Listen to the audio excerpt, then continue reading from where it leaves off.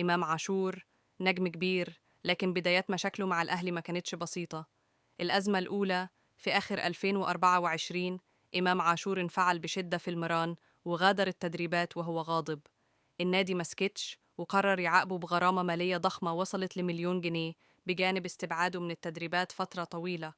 وبعدها في صيف 2024، لما الأهلي كان بيجهز للإعلان الرسمي عن قميص الموسم الجديد، حصلت أزمة تانية. كل اللاعبين شاركوا في التصوير والإعلان، لكن إمام رفض الظهور من غير ما يحصل على مقابل مادي إضافي. في أقل من سنة مر إمام عاشور بأربع أزمات كبيرة: انفعال في المران، رفض إعلان القميص، خلاف مع زيزو على السوشيال ميديا، وأخيراً تغيير وكيله لآدم وطني.